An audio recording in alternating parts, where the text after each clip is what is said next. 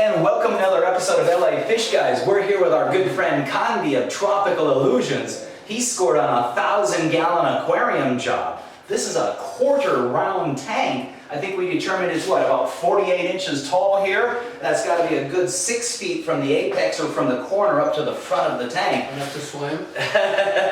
Swim inside.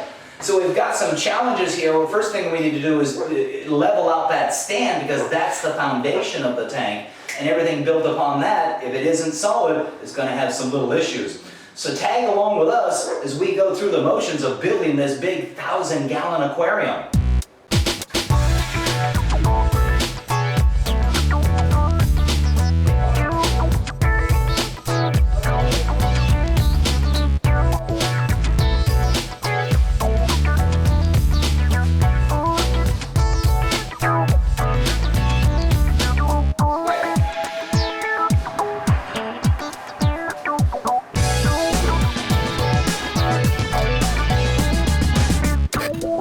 Welcome back to LA Fishguys. This is episode 100.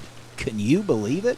3 years worth of production, 219 videos, almost 6,500 YouTube subscribers, and 2.2 million total videos viewed. Animal Planet, what are you waiting for? So the first obstacle that we need to deal with is there appears to be a gap here at the face of the stand, almost a ½ inch there, and we need to determine why there's a gap and deal with that and fix that, because again, this being the foundation of the tank, if it's not properly done, everything on top of it is going to have a problem. And knowing that this is 1,000 gallons, that's 8,500 pounds just in water.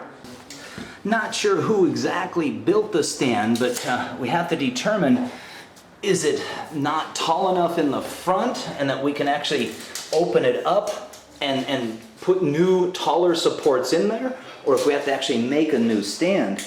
My concern would be who's going to lift this big tank up off that stand. So trying to have to minimize that would really be nice. But again, we have to deal with this gap here and determine why it's there and how we're going to fix it before we can. 19 inches. 19 inches. In the center. 19 1/4 on the corner. Okay, so there's at least a 1/4 inch variance just in the height of the stand, but still there's a good ½ inch gap here in the middle. 19 inches exactly. So somewhere along the lines there's a variance, and we'll have to get that figured out. Okay, hang on. So Cande, give us a little bit of an idea as to how you're going to set this tank up. I mean, filtration-wise and lighting-wise, and what do you plan on keeping in the tank? Well, this tank is going to be a full reef tank. Okay. We're gonna make this a piece of the ocean. You're gonna see from anthias to hermit crabs to snails to starfish, everything. Okay. Except for aggressive fish. Okay. But anyway, our filtration system, we have a whole room dedicated for the filtration system for this room. Let me show you the room where everything's gonna go.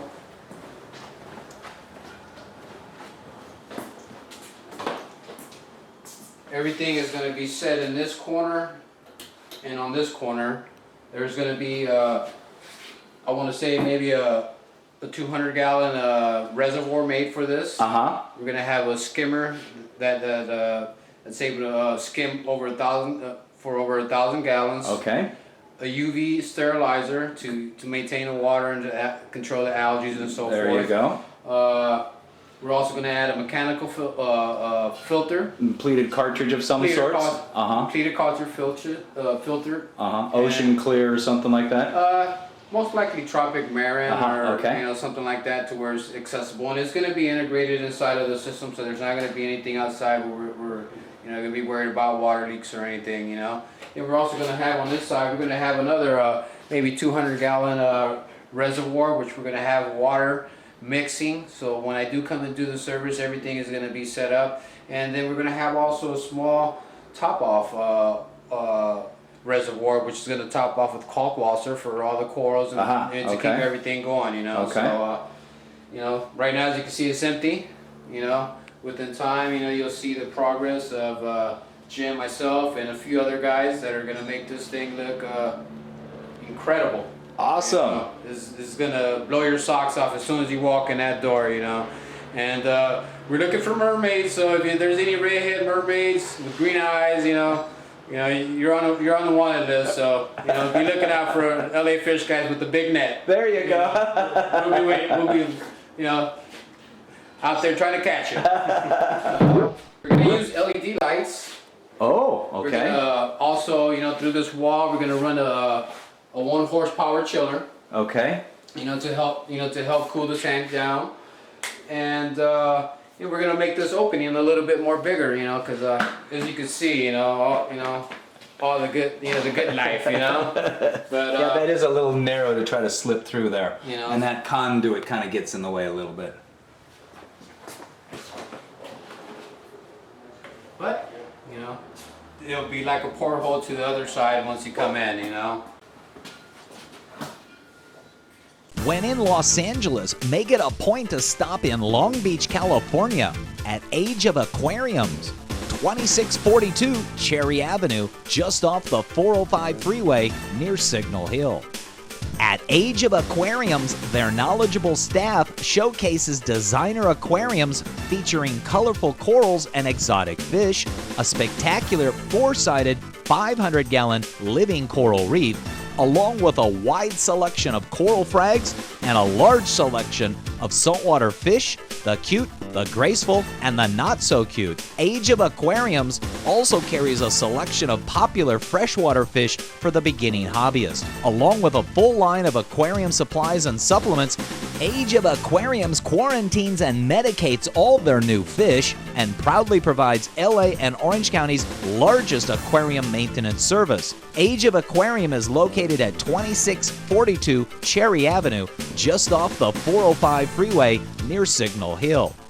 Open 8 a.m. to 8 p.m. Monday through Friday and 10 a.m. to 6 p.m. Saturdays and Sundays. For more information, dial 562-438-6252 or visit ageofaquariums.biz.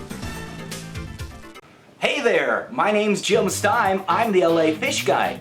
Would you like to learn more about marine aquariums?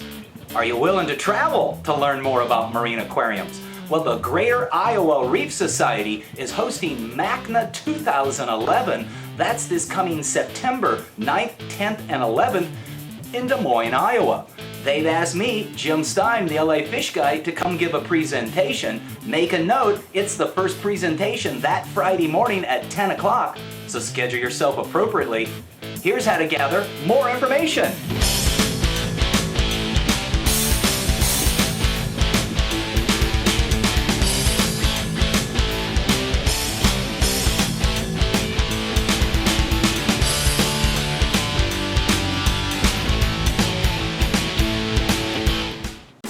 Reef Hobbyist magazine believes that our hobby, our fellow hobbyists, and the animals in our care are best served by the free distribution of quality information. Reef Hobbyist magazine provides hobbyists with critical husbandry information with an emphasis on marine ornamental breeding efforts. Reef Hobbyist magazine is available for free in local fish stores across the country, or you can subscribe at www.reefhobbyistmagazine.com.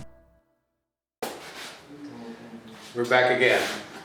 Our first priority, like we said, is to fix the base of the stand.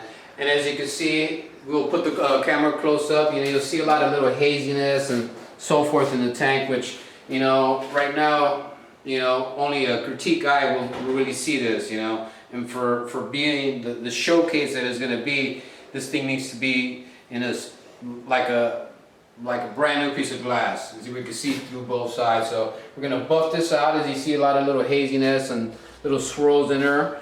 We're gonna come in here in both sides. There's only two sides to be polished out, inner and outer. So it's not that bad. So it should be a whole day process. And come and join us. About how much live rock do you think it'll take to fill this tank? I want to say maybe close to like 1,500 pounds of live rock, or And 2,000 pounds of live rock. Selected pieces, flat shelf pieces, branching pieces. Branch pieces. We're going to create a world just like in the ocean. You know, when you look inside, you're going to see caves, you're going to see branch rock, you're going to see corals of every single color, anemones, you're going to see just movement at all times. There's going to be 2 pumps that are in here. They're moving close to like 5,000 gallons each. And you know, I'm not sure right now. You can't really see towards the back, but towards the back there's an overflow that needs to be redone with bigger slots in there. So you know, once we start on the plumbing part, we're gonna take care of that at the same time, you know, to make sure that we have enough water flowing in. If not, we'll have water flowing out. And so your plan is to move all that water through that internal overflow? That is correct. Or if not, we will have water all over the floor. Great. And the rock, how do you foresee stacking that up? Are you going to use some large cement blocks or something to elevate it? No cement blocks, just huge pieces of branch rock. We might even use some dead aquaporas, which people use as dead decorational pieces for their tank. We might use just some huge pieces of that as a base to create up above to create homes for corals. You know, and at the same time create homes for the fish. The higher we raise the reef up, the more action and animals we'll see up above. The lower the reef, the lower the fish will swim, you know. So the higher we raise the reef up, the more action we'll see throughout the whole tank. So, and that's what we want, is to see action all above the tank, you know, and even at the bottom. But you know, it's gonna be spectacular. So give us an idea as to how you're going to get on top of the tank here, and then what type of lighting you're going to illuminate the tank with. Well, how I'm going to get on top, you have to set the camera down, Jim. Oh, we're going to give you a boost? We're going to do it old school style, man. Okay. Yeah, somehow, you know, but this eventually we're thinking about putting some, what do they call it, Jim? The hinges, so you can, the winch and such. The winch to lift this canopy up. Okay. You know, depending on the weight of the LED lights. We're running a LED system just like the one that you saw on the rose garden anemone tank. Right. Aquaray, I think was the brand. Yes, and it was like a modular system on tracks, and then they had a pod or a quad. That is right. That is correct. You know, the reason why we're running LEDs, it's the new technology.